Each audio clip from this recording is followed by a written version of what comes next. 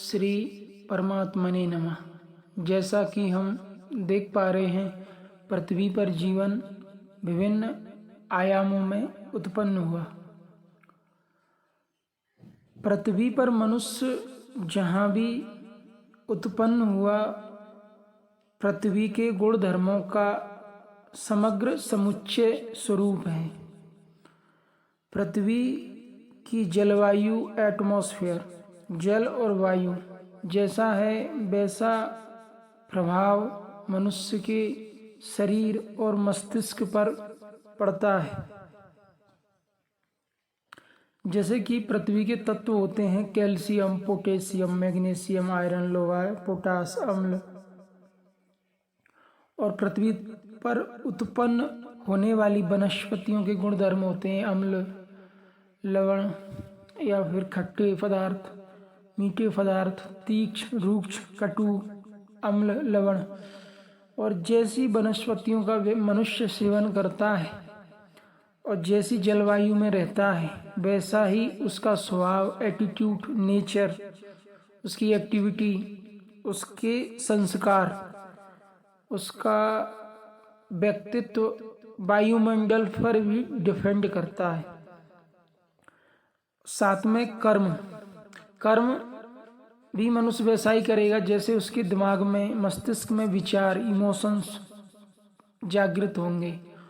और वो समस्त भावनाएं, इमोशन पैदा मस्तिष्क में वायुमंडल और जलवायु के आधार पर ही होते हैं। आप तो पुरुषों ने गहन समाधि में उतर के चिंतन किया और देखा कि जैसी जलवायु है वैसे जीवों के स्वभाव, उनकी हरकतें, उनकी संरचना, घटक, गुण धर्मों का निर्माण हो जाता है। तो पृथ्वी समस्त प्राणियों को उत्पन्न करती है। यदि कोई व्यक्ति विकलांग है, कोई व्यक्ति अंधा है या कोई व्यक्ति किसी और आकृति का है तो इसमें प्रारब्ध कारण नहीं है, इसमें नेचर, प्रकृति कारण है। ये टेंडेंसी नेचुरल है कि आपको प्रकृति ने कैसा बनाया। बंदर चंचल होता है, अत्यंत कामी होता है, पेड़ों पर, डालियों पर उछलता है, तो ये प्रकृति ने चूंकि उसको ऐसी प्रकृति दी है, उस बंदर को ऐसी प्रकृति, ऐसा स्वभाव, ऐसा एक आयाम इस नेचर ने प्रदान किया है, इस प्रकृति ने, चूंकि इसलिए वो ऐसा है। इसी प्रकार से पृथ्वी पर जो मनुष्य हैं जैसी जलवायु में रहते हैं वैसा उनका भोजन होता है, वैसी उनकी खान पान होता है और वैसी रहनी उनकी होती है। तो कहने का मतलब है कि मनुष्य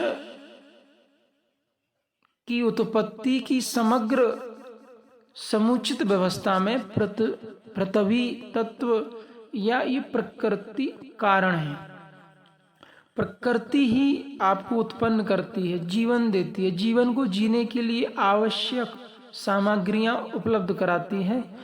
और बाद में ये प्रकृति, चूंकि ये पृथ्वी आपको अपने में ले कर लेती है। पृथ्वी से उत्पन्न होने वाले समस्त प्राणी पृथ्वी पर जीवन को जीते हैं, अपनी भावनाओं के अनुसार जीते हैं और अंत में इसी प्रकृति में विलय हो जाते हैं।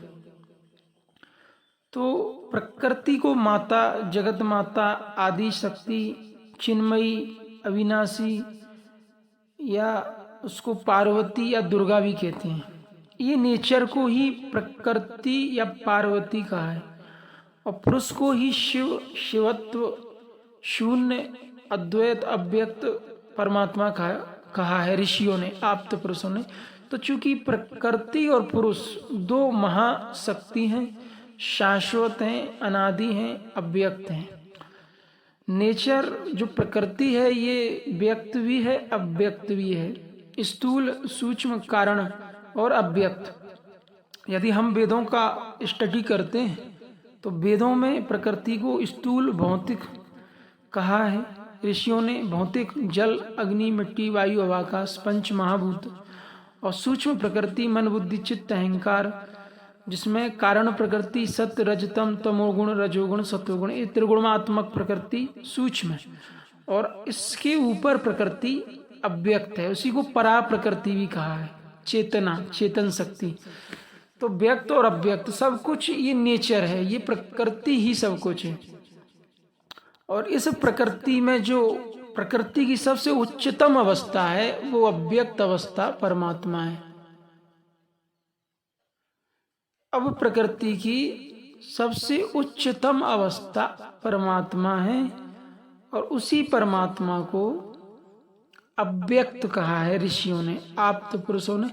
तो परमात्मा और प्रकृति ये दो महा तत्व या महाशक्ति हैं और इन्हीं के अंतर्गत है ये अनंत ऑब्जर्व यूनिवर्स, ये ब्रह्मांड, ये गैलेक्सीज, तारे, स्टार्स, अर्थ, मनुष्य, जानवर, पशु पक्षी, कीट, शैवाल, वनस्पति, ये सब कुछ इन दो महाशक्ति महातत्वों के ही अंतर्गत है, प्रकृति और पुरुष की। तो जो मनुष्य पृथ्वी पर जन्मा, कोई अंधा है, कोई विकलांग है, तो उसको ठीक किया जा सकता है मेडिसिन के द्वारा। आजकल तो डिजिटल उपचार चल रहा है जिसमें आपके किसी भी विकृत अंग को संतुलित रूप से ठीक किया जा सकता है।